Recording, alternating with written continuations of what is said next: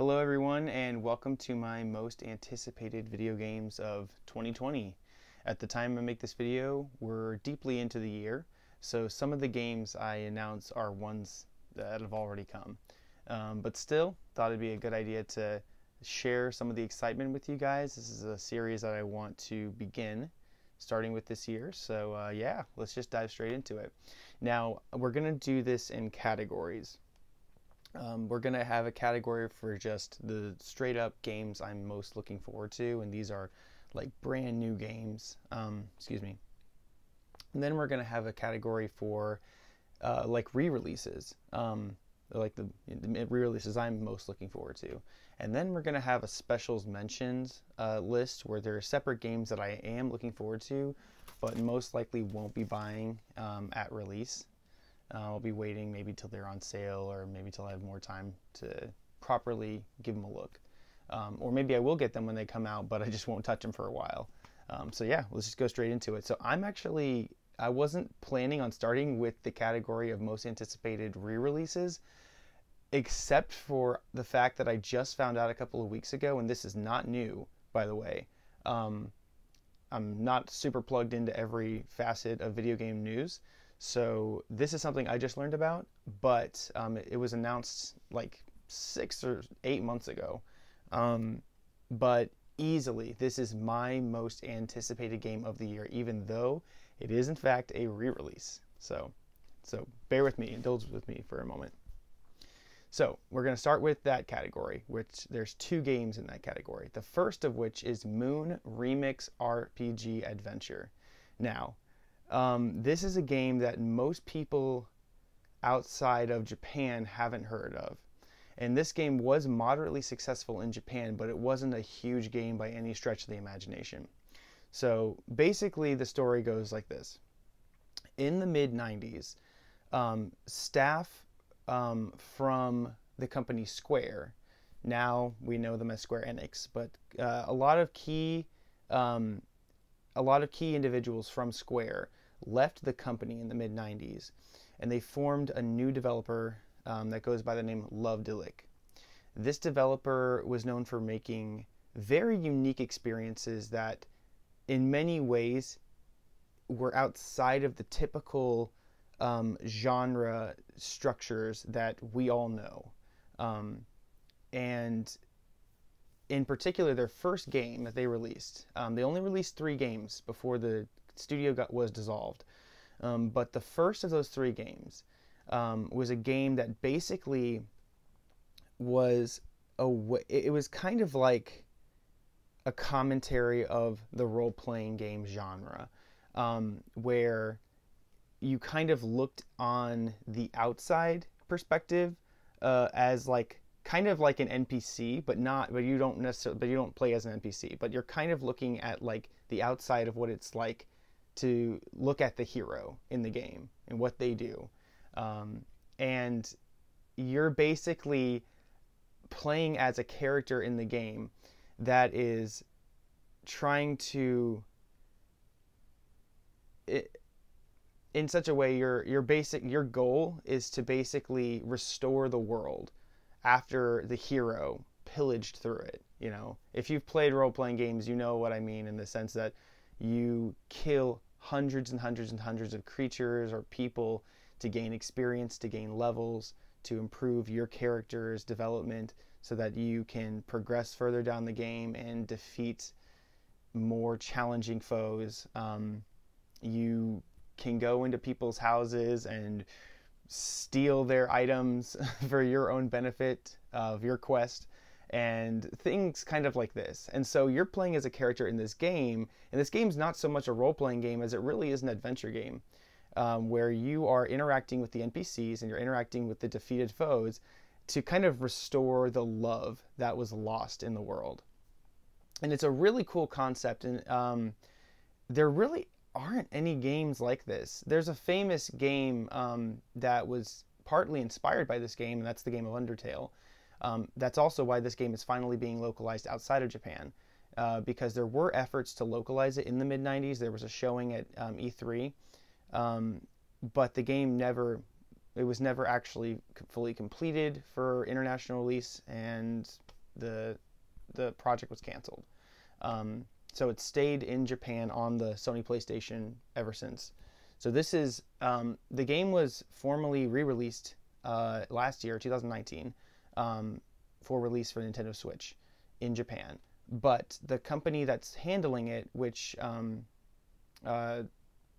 is like currently in the works of translating the game, is working on that, and they plan to re-release it this year. So I've wanted to play this game since I first discovered it back in, I think it was 2013. It was like 2012 or 2013.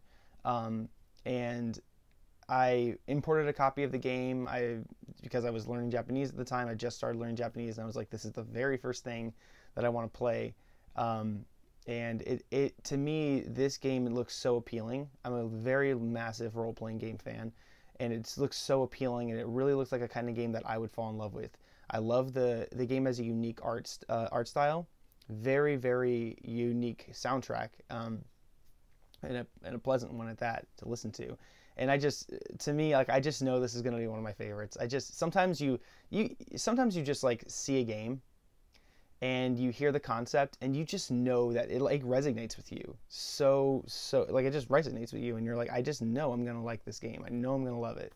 So easily, Moon Remix RPG Adventure is my most anticipated game of 2020. I cannot wait for it to be released. I just messaged the developer the other day just telling them, hey, I want to send positive thoughts over to you because I just really can't wait for this to be released. And evidently it's a very difficult game to translate into English, so I'm just trying to give them positive messages to keep doing what they're doing.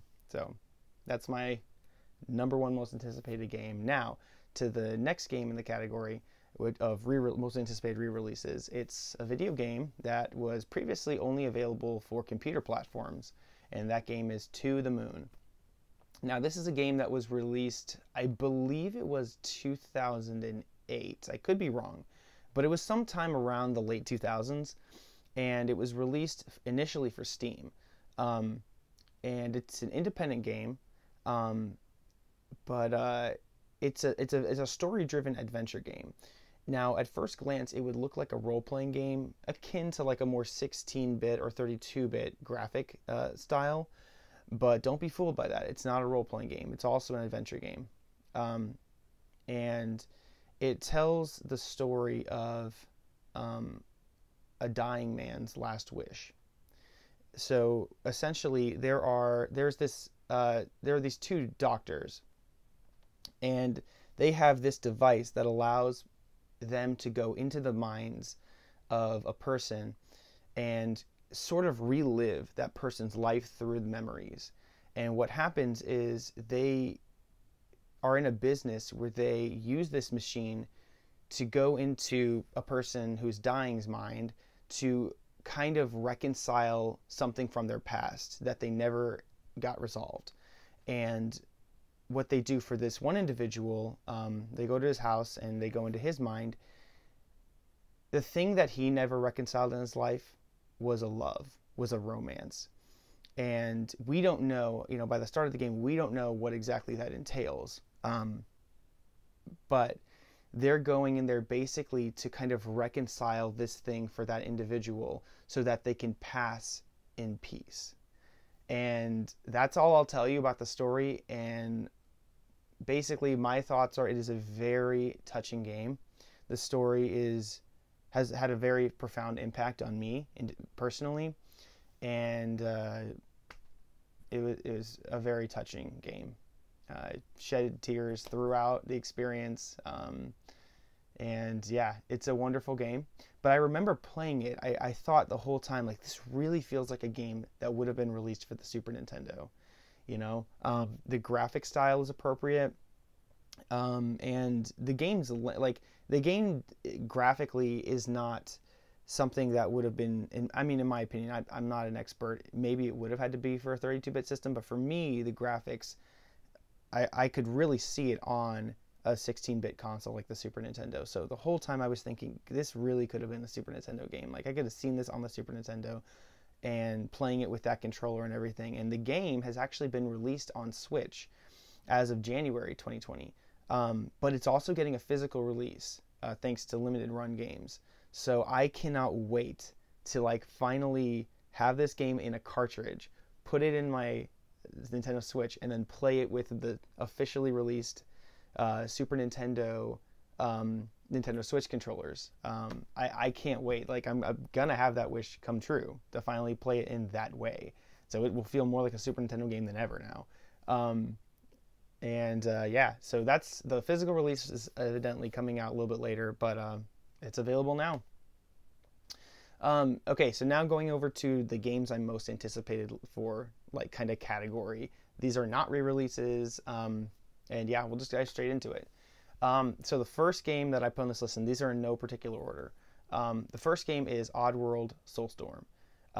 So this is essentially, I mean, it's pretty common knowledge at this point that this game is essentially a reimagining of Oddworld, Abe's Exodus. So if you're familiar with the series, or if you're not familiar with the series, just to kind of give you a heads up, Oddworld was originally conceptualized to be a 5-part series, the quintology, but they never completed that whole series.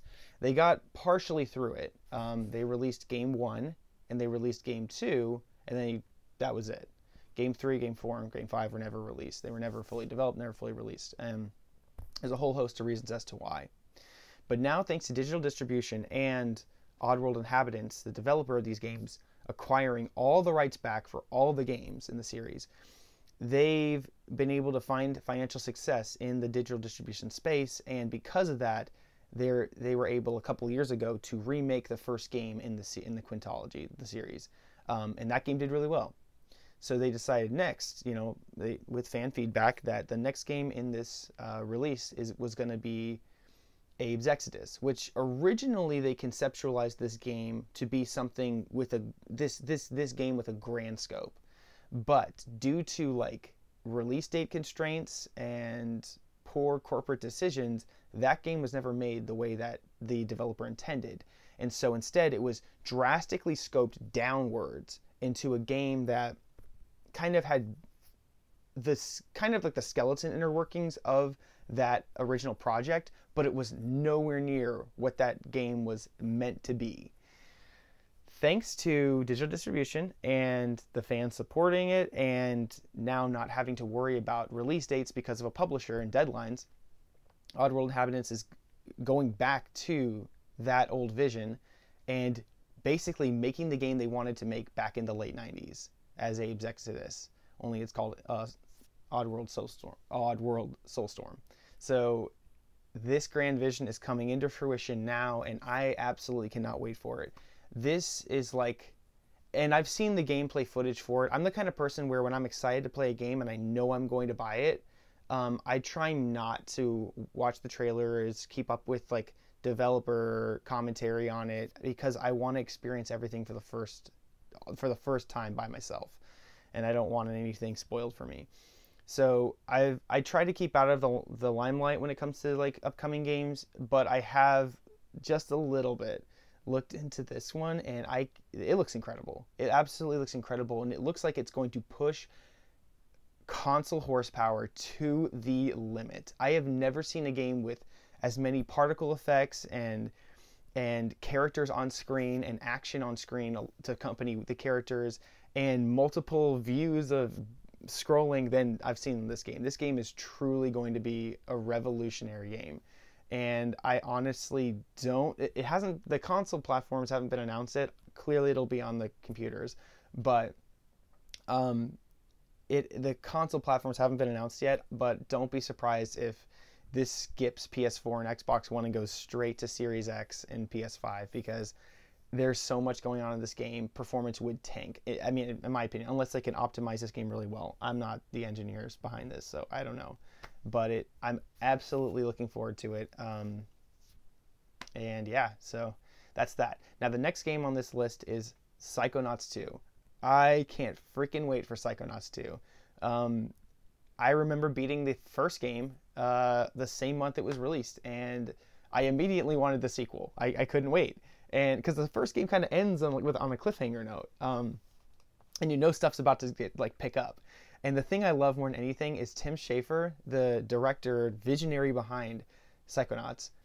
He never gave up his original idea for a sequel, and because of that, the sequel's literally going to pick up like right where the first one left off. Now there is a kind of in-between game, and it's a VR game, Psychonauts. I forget the name of it. I have it. I haven't played it yet because I don't have a PlayStation VR headset. But yeah, there's kind of an in-between game for VR that kind of bridges the two games together, but it's by no means necessary to really understand the story of Psychonauts 2. But yeah, I just can't wait for Psychonauts 2. I honestly can't wait for it. I'm so happy it's finally being made, and it's just an excellent platformer. Like, I've rebeaten the first game several times over the years, and it was just such an original game for its time, and it flew so under the radar. And it was released at the tail end of the 6th gaming generation, like a couple months before the 360 was released. So like it totally flew under the radar, and I don't think it was marketed properly, and it's a game that deserves so much more love than it gets, but I'm so happy we're finally getting the sequel. Now the next game on my list, and this one I'm like we're just really lucky to get this next game. We're just really lucky. The next game is Disaster Report 4 Summer Memories.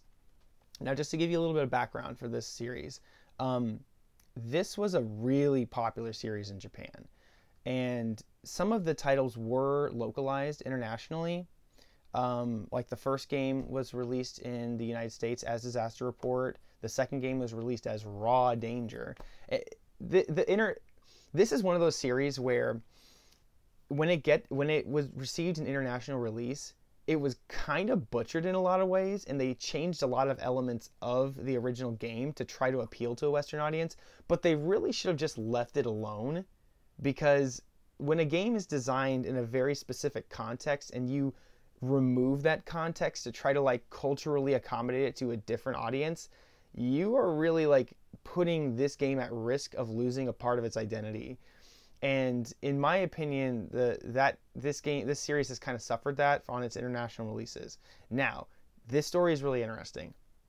So this game is actually a PlayStation 3 game. It was intended to be released in 2011, but as many of us recall, the horrific East Japan earthquake and tsunami that caused the loss of thousands of lives and led to one of the biggest humanitarian disasters of the modern era. And then, you know, the nuclear reactor meltdown, Fukushima Daiichi meltdown of reactors, which basically left a large area of landmass unlivable, uninhabitable. Due to this and due to this occurrence and the nature of the fact that Disaster Report is a game where literally natural disasters occur, the developer and publisher thought it was not appropriate to release this game. So they basically canceled this finished game that so many people were looking forward to playing in Japan. And there were so many fan efforts over the past years. There have been tons of fan efforts to basically demand that the game be released, but it seemingly fell on deaf ears. This is a very similar scenario to what happened back in 2001, when the 9/11 attacks happened in the United States. There were responses by businesses to either hold back and modify certain releases, or just cancel things flat out. Sega had a game that was to be released called Propeller Arena for the Sega Dreamcast, and it was completely finished. It was a Sega AM2 game, totally finished, and they canceled it. They canceled it because of the September 11 attacks. That in the game you played in an airplane, and it was an arcade action flight video game where you would shoot the other planes around big major cities, and one of the cities was New York City. and they felt it was very inappropriate, and they just flat out canceled the game. And so it never saw an official release. So this game is basically like that, in this sense, except that we're really lucky because it is getting an official release now. It was officially released in Japan already, and now it's being brought internationally, but not tampered with. Not like the previous games in the series. This is untampered with. So we're getting like the actual game with subtitles for your respected language.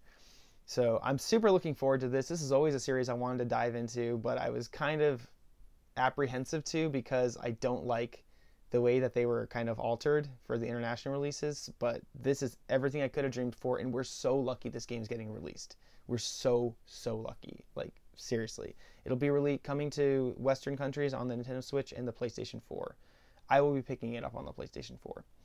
Now, the next game on my list is Panzer Dragoon Remake, and there's not too much to say about this game because there really hasn't been too much announced about what they're planning on doing with the game.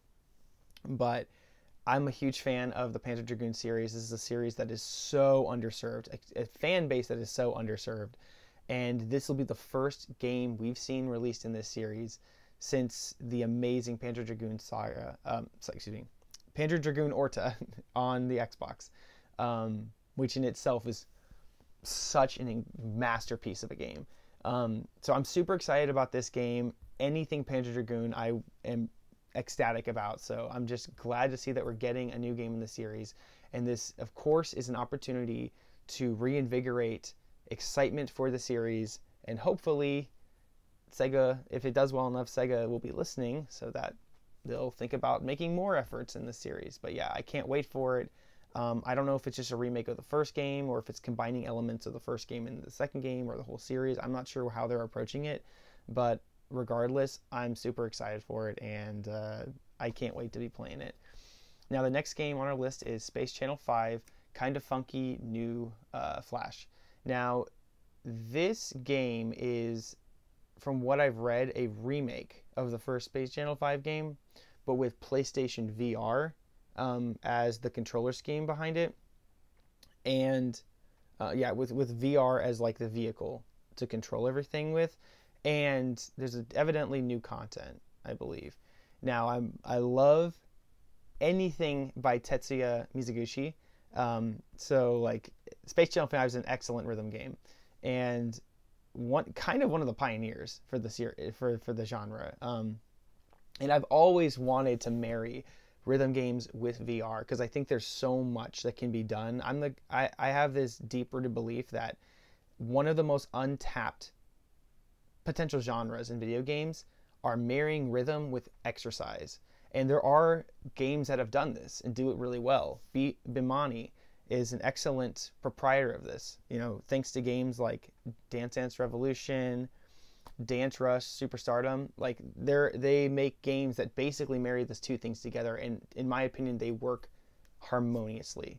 So I've always thought that VR is a vehicle where this could be further expanded upon, and I can't wait to play it. So yeah, now the next game on my list is 12 Minutes, which I believe is a exclusive to like Xbox and I believe PC. This game looks fantastic. It's this is definitely one of those games where I've been intentionally staying out of its like area of divulgence because I really don't want to spoil the story. And it's a very story heavy game. So basically, from what I understand, it's a game where like you get to relive these 12 minutes of like a certain bad event occurring, and you get to kind of go back and change decisions that you make, things that you do to get a different result. And I love games like that, so I'm like, okay, this game is immediately up my alley. I can't wait to play this and see how this story plays out. I just love, it's such a simple concept, but I just know this could be executed so well, and it could be a super memorable experience. So I can't wait to play 12 Minutes. I really can't wait to play games like that. That game specifically, but I love games like that. But yeah, great concept. Can't wait to touch it. Now, this next category, that kind of like concludes all the games I'm like most excited for. Now, this next category is like special mentions, games that I am looking forward to play. They're like standouts to me, but I probably won't be dropping everything immediately to play them. Save for possibly one of these, and I'll get to that one. No particular order. Whoa, sorry about that. No particular order again, but the first game on this list is Streets of Rage 4, which is just one of those things where it's like, I'm glad that Sega is letting developers take their properties and make new games in the series, because Sega owns so many wonderful game properties and they're just kind of sitting on them. And I totally get why, because historically Sega has made a ton of incredible video games and they didn't sell well, so Sega is probably like apprehensive to dig into their huge back catalog to make new games, because Sega is a company who historically has had a lot of financial troubles. So I can't blame them, but at the same time, I love them for letting other developers kind of take the risk for them, And hopefully, if the games do well enough, Sega will want to continue it. So yeah, Streets of Rage 4, can't wait for that. I have been looking at the gameplay for that one in particular, and it looks fantastic. That's all I really have to say about it. The next game on my list is Resident Evil 3 Remake. Now, I go way back with Resident Evil, and 3 in particular is actually my favorite game in the series.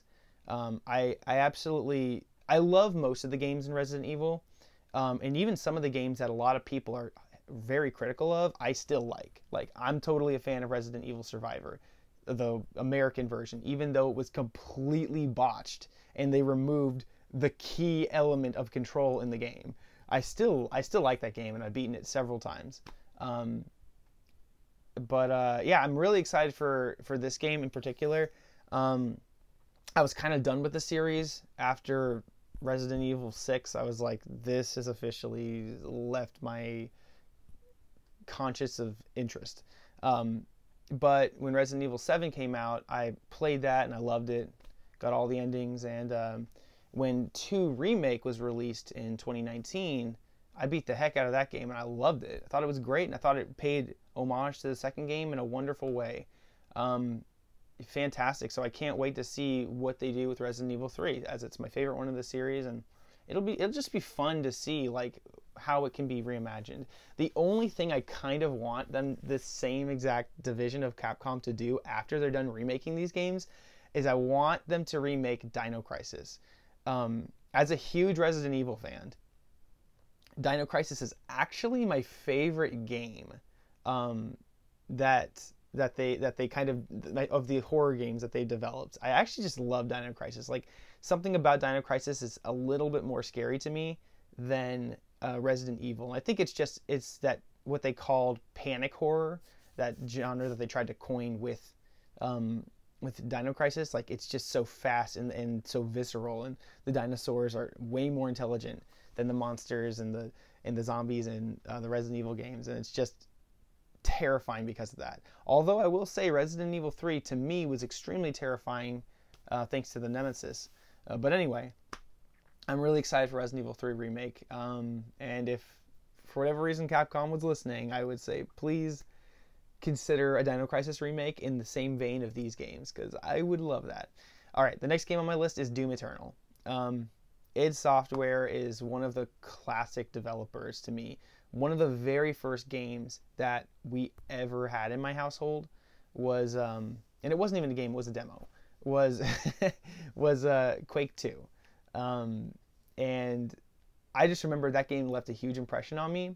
And the first id game we ever owned was Doom 2. And just, to me, like, I feel very fortunate because I was brought up in a way where I was introduced to first-person shooters via id Software games.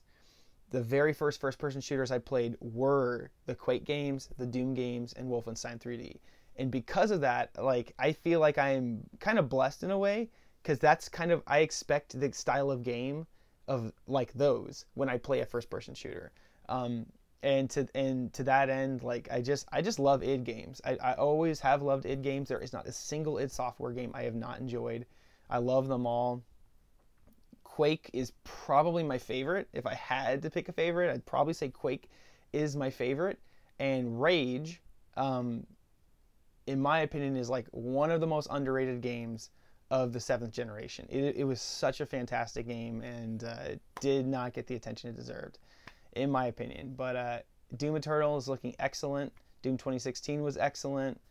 There's nothing id could make that doesn't make me happy, so more greatness from id Software, and I'm ready for it. The next game on my list is Cyberpunk 2077. Now, this game echoes a lot of what I love from Warren Spector games typically. Cyberpunk 2077 is definitely an immersive sim, kind of role-playing game in the vein of Deus Ex. Deus Ex is one of my favorite games, and anything that's like Deus Ex is something I want to play, like anything. So it looks fantastic because of that reason, but obviously this looks like, I don't know, because I'm trying to stay out of it, but I've seen gameplay footage that makes me think it's going to be open world, and then I've seen gameplay footage that makes me think it's not going to be open world. It will be more like Deus Ex, where it's like hubs, and you like go to different areas, but you know, like it's kind of closed. So I don't really know if they're going to make it open world or if they're going to make it more like open environment like Deus Ex. But regardless, I'm super excited for it. I think this is a really excellent direction to head in, and hey, we get more games like Deus Ex, I'm happy. That's all I'm saying. Alright, the next game on my list, and this one's already been released too as of the time of this video, is Tokyo Mirage Sessions Sharp FE, or FE Sharp Encore for the Nintendo Switch. When this game was originally, this game was originally announced as Shin Megami Tensei Cross Fire Emblem, and that's exactly what it is. They just changed the name. Like Tokyo Mirage Sessions backwards is SMT, Shin Megami Tensei, and FE Fire Emblem, you know? So, that's exactly what it is. I've always wanted to play it, but I never owned a Wii U. So now, here's my opportunity to finally play it. Super excited to play it. I love the Megami Tensei games, and you'll hear that a little bit more later on down this list. The next game on my list is Sakura Wars, which I've been staying out of this one. I believe in Japan it's called Shin Sakura Taisen, like New Sakura Wars, and I don't know if it's supposed to be like a reboot of the series or a continuation, because there's 5 main games in the series. We actually did, the 5th game was localized, but the first 4 games were never released outside of Japan. And I really don't know if I'm assuming this is supposed to be like a reboot of the series, which is fine, but I'm not 100% sure. But I do know we're getting an international release, so I'm very excited for that. Another excellent Sega property that is receiving new games, so yes, I'm for it. Then we have Persona 5 Royal, or the Royal, and this is probably the only game on this list that I will start playing immediately when it's released. I initially put it on this list because I don't know if I will, but if I do play it when it comes out, then it really should be on the other list. I have been looking forward to Persona 5 since it was announced, and I kept up with every little interview. This is like a rare thing where I actually did want to keep up with it, because I know that Atlus doesn't spoil their games. So I knew it was okay to keep up with Persona 5's progress, because I knew they weren't going to like spoil the whole game and everything about it, because this developer really cares about the experience, and they want gamers to go into their games completely blindfolded and to basically experience this thing for themselves. So I knew it was safe to look up, the development cycle for this game. So anyway, Persona 5 Royal is essentially like the director's cut of Persona 5. They always do this kind of thing. They've done it ever since Persona 3, where like a year or 2 later, they'll release like the definitive edition of the game that has a lot more content in it, and it's a longer game. So you can get a lot more out of it. And it's always the better version. Always. And when something really, really, really unexpected happened when Persona 5 was released in the United States, where I live, obviously. I've been looking forward to this game forever. And I was ready, so ready. I just couldn't wait to drop everything, to just obsess over Persona 5. But something so insanely unexpected happened, something that I never would have expected happen. And it was Breath of the Wild came out, the Nintendo Switch came out, and Breath of the Wild, for all intents and purposes, became my new favorite game of all time. Zelda historically was my favorite series, with Majora's Mask being my favorite title. But in about the mid-2000s, I felt burned out with Zelda. And I just couldn't take it anymore because I was so fed up with the same structure. Every single game, to me, I got bored.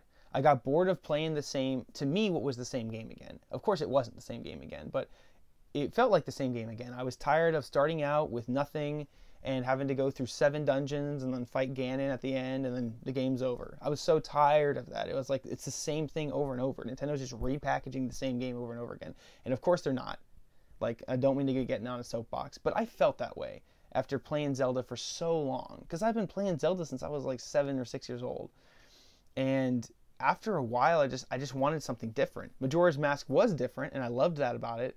But Majora's Mask to me was like the kind of like the black sheep of the series. Like, it was so, and it really isn't. Zelda 2 is totally the black sheep of the series. Anyway, I digress. Then Breath of the Wild came out, and I decided to give it a shot. I bought the Switch, I bought Breath of the Wild, and I fell in love. It wasn't the direction that I wanted Nintendo to head with Zelda, but it was a direction that I didn't think I would love so much. So I did. I typically can't stand open world games because it's just too much for me. I don't like it. I don't like having to journey off forever and ever and ever and into like essentially like a big empty wasteland to get from one point to another. I just get really bored of that kind of game design philosophy, and almost everyone's doing it now. So I was like, this is like absolutely not the kind of game I want to play, but I somehow fell in love with it. And because of my love for the game, I wanted to do everything in the game. And I just played it and played it and played it. And then Persona 5 came out. My pre-order came in the mail, but I still couldn't drop Breath of the Wild to save my life. I couldn't. And I told my friends that too. And they're like, dude, you're insane. Like, you've been talking about this Persona 5 game forever. You got us to buy the game. You got like 4 of us who've never played this series to buy the game just off of your enthusiasm and passion for the series. And you're not even playing Persona 5? And I was like, dude, I don't know what to say. Breath of the Wild like has me by its hooks. Like, I can't, I'm so like, I don't know, I'm a victim of this game. I love it. I can't stop playing it. So time came and went. It's 2020 now. Still haven't really played Persona 5. I played it for like maybe 2 or 3 hours, but I just couldn't keep myself away from Breath of the Wild. So anyway, now this version's coming out, and I feel like this is always the version I wanted to play because I got into Persona when Persona 4 the Golden came out, and I got it day one, and I fell in love. And so I retroactively went back and got Persona 3 FES, and so like I've always kind of played these games in their definitive format. So to me, this is probably the most appropriate way for me to experience Persona 5 is in the definitive edition. So I probably will drop everything to start playing it. So yeah, really excited for that, and I hope it changes my life like Persona 4 did. Okay, we're kind of coming to the end of the list now. Let's see what's coming up. There's one in particular I'm saving for the last. Okay, yeah, Yakuza Like a Dragon. So this is like a reboot series. This is like a kind of like a reboot. I don't even know if you call it a reboot as much as it's just like a new story. You know, it's not following I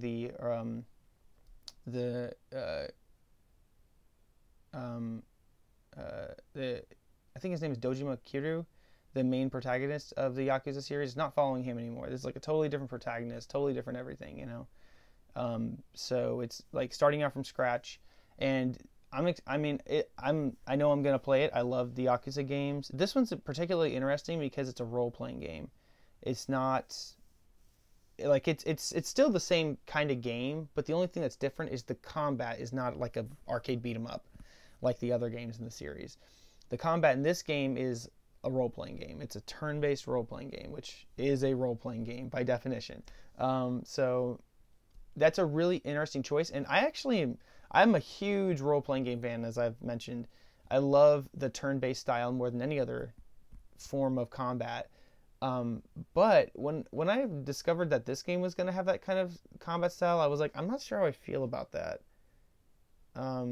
But we'll see what happens, we'll see what happens. And who knows, sometimes we are kind of not sure about what we think about a gameplay decision on the developer side, but then we play the game anyway and we're like, hey, turned out well. So I don't know. We'll see what happens, or I'll see what happens, I guess.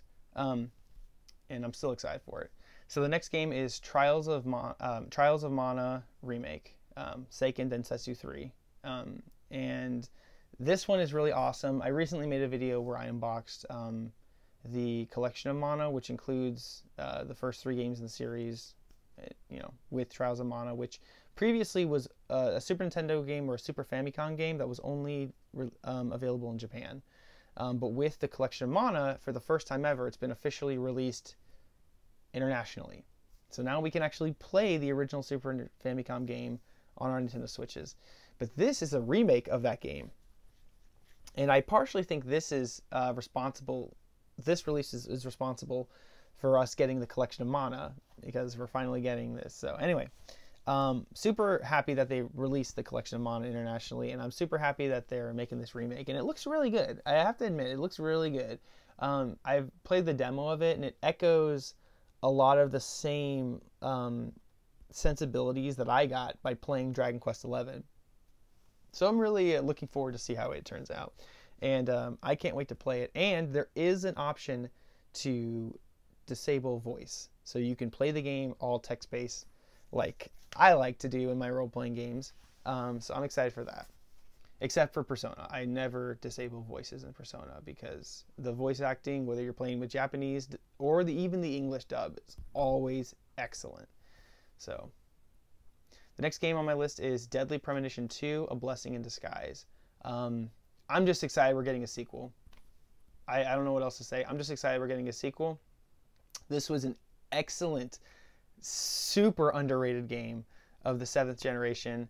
I always felt like it could have been like a Sega Dreamcast game, but it probably couldn't, because the world was so big and there actually was a lot to it. And but the graphics of the original definitely, like, you definitely got the sense it was like a 6th generation kind of game graphically. But to me, it always felt like I was playing like a canceled Sega Dreamcast game. But yeah, Deadly Premonition is an excellent, insanely underrated game. And I'm just excited that we're getting a sequel, because I never thought that we would be able to get something like that, but here we are. And the last game on my list is Final Fantasy VII Remake. Now, about 2 weeks ago, or I don't know how many weeks ago, I probably would have been very enthusiastic had I made this video then. But now that I've seen the demo and the gameplay, I'm not at all enthusiastic. This game really should not be on the list. Like what I saw should be enough to remove this from the list. And I don't want to get on a soapbox, but all I need to say is Final Fantasy VII. I have this like list of like my top favorite video games of all time, and whenever it comes to like my number 1 slot, it's almost impossible for me to select a game, because it is routinely Final Fantasy VII versus Breath of the Wild versus Metal Gear Solid 1 or 2. It's like those 4 games are always neck and neck for my favorite game of all time, and it's like so hard for me to like just narrow it down to one. It really is.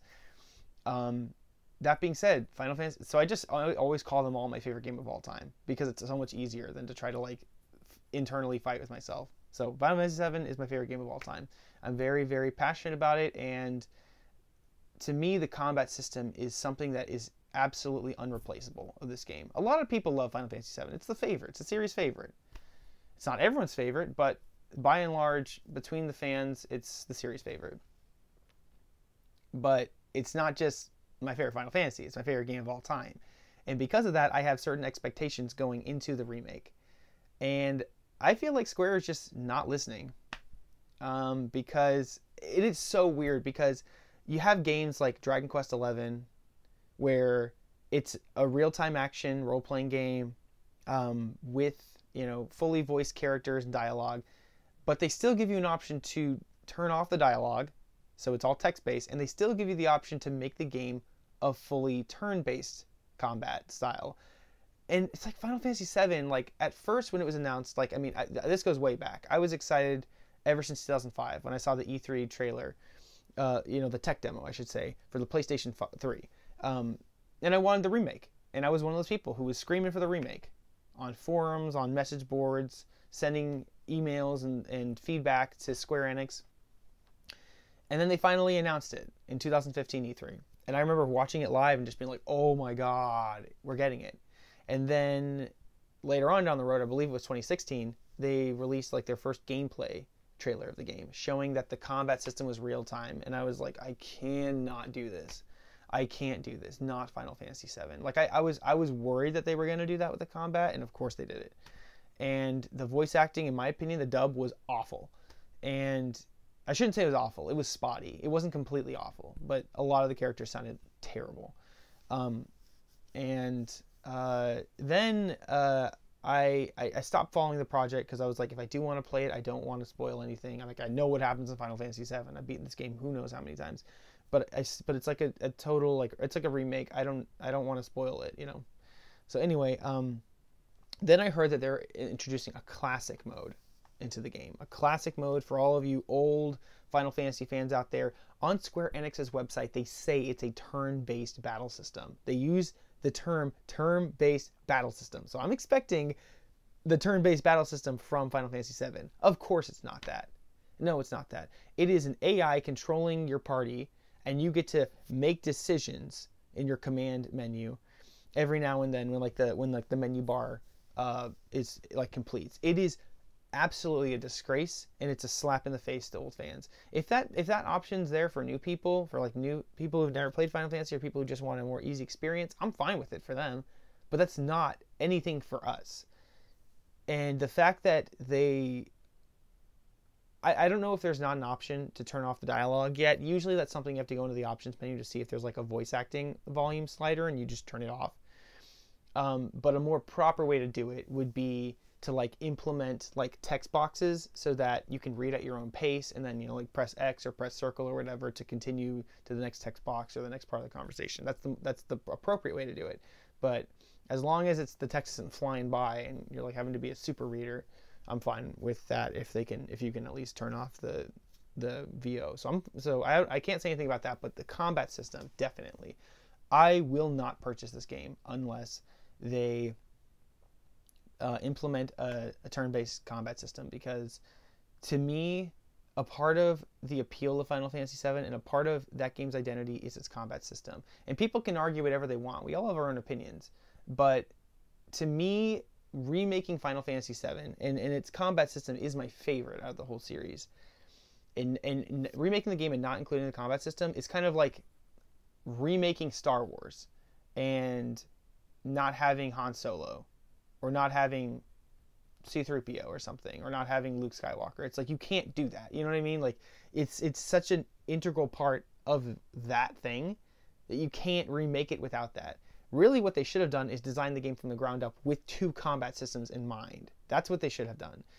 It's one thing if the Final Fantasy series wants to go forward and just never go back to turn-based, but it's another thing to remake a game that did have a very innovative turn-based combat system and completely omit it. And that's all I have to say about it. Like, I'm super disappointed. I'm super disappointed. Square literally shot themselves in the foot with this. And I don't know. This is one of the series that I'm so passionate about. I love Final Fantasy so much. Final Fantasy is the reason I love Square so much. And it's like they've just shot themselves in the foot for years and years and years now. And it's just like, every time a new game comes out, I'm so apprehensive about it, 13 came out, I was like, I'm not so sure about it. Played it, I'm still not so sure about it. 15 came out, and not so sure about it. Played it, still not so sure about it. And now it's the same thing with 7. It's like, who are they making these games for? They don't feel like Final Fantasy anymore. I don't know. I'll get off my soapbox, but really 7 Remake should not be on this list. It was on this list before, and I planned on including it in the list, but then when I saw that gameplay trailer and the disgrace of a combat system that they put into it as the classic mode that they are calling a turn-based battle system, I just lost interest altogether. The interest could come back if they put the combat system back in the game for those of us who prefer to play that way, and I'm not the only one too. Like, I've talked to people who have pulled their pre-orders for the game because of the contract controversy, and they're not going to buy the game either until Square puts a proper turn-based battle system in the game.